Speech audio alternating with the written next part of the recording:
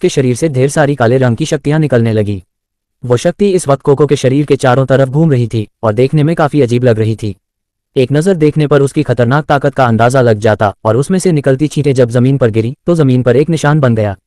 वहीं कोको की शक्तियां बाहर आते ही मैदान में एक खतरनाक माहौल बन गया।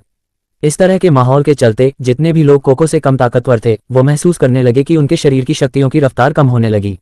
ये एक खास तरकीब थी किसी भी ताकतवर इंसान की जब वो अपने से कम ताकतवर से मुकाबला किया करता था। लेकिन ताज्जुब की बात यह थी कि शक्तियों के इस तरह कम करने का ध्रुव पर कोई असर नहीं पड़ा। दरअसल जिस वक्त ध्रुव ने दिव्य रोशनी अपने शरीर में बसा ली थी उस पल के बाद से ऐसी तरकीबों का ध्रुव पर कोई असर नहीं पड़ने वाला था। इतने में ध्रुव के शरीर से धीरे धीरे हरे रंग की शक्तियां बाहर निकलने लगी जिसने मंच के थोड़े से हिस्से को घेर लिया, मगर मंच का ज्यादातर हिस्सा तो कोको की शक्तियों से ही ढका हुआ था।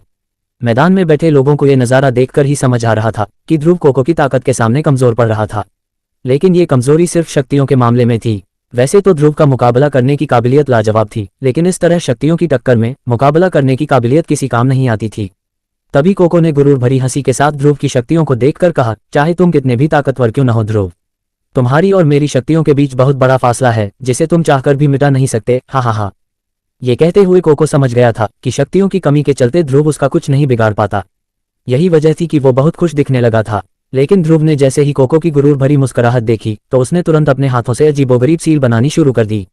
फिर एक पल बाद उसने धीरे से खुद से कहा, रहस्यमय स्काईफायर तकनीक, हरे कमल का पहला पड़ाव। और ध्रुव ने इतना कहा ही था कि अचानक से उसके शरीर से ढेर सारी हरे रंग की रोशनी बाहर आने लगी, जिसके चलते उसका पूरा शरीर उस रोशनी में जगमगाते हुए झुलस गया। फिर एक पल बाद वो रोशनी अचानक से गायब हुई और ध्रुव की शक्तियां पलक झपकते ही काफी ज्यादा बढ़ गई।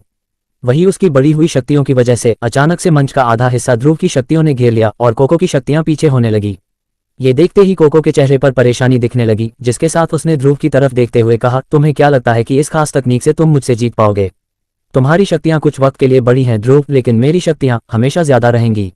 इतना कहकर कोको मुस्कुराने लगा कि तभी ध्रुव ने उसे जवाब दिया, तुझे हराने के लिए मुझे ज्यादा वक्त की जरूरत भी नहीं है सुंदरी। इस दौरान ध्रुव के चेहरे पर भी एक खौफनाक मुस्कुराहट बरकरार थी, क्योंकि रहस्यमय स्काईफायर तकनीक इस्तेमाल करने के बाद उसकी शक्तियां भी कोको के बराबर ही हो गई थी।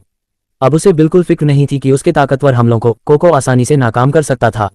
वही ध्रुव की शक्तियां अचानक से इतनी ज्यादा होते देख दूर बैठी मोनिका ने चिल्लाते हुए कहा, कोको तू इस बदतमीज लड़के से बिल्कुल नहीं हार सकता। ये कहते वक्त मोनिका के चेहरे पर नाराजगी के साथ साथ हल्की बेचैनी भी नजर आ रही थी। उसे बिल्कुल फर्क नहीं पड़ा कि लोग उसकी चीख सुनकर क्या सोचेंगे, इसलिए उसने कोको पर चिल्लाना सही समझा।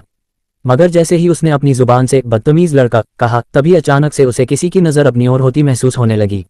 इस बात के एहसास से जब मोनिका ने नजर घुमाते हुए देखा तो उसे दिखा कि ये नजर और किसी की नहीं बल्कि हरे रंग के कपड़े पहनी ईरा की थी।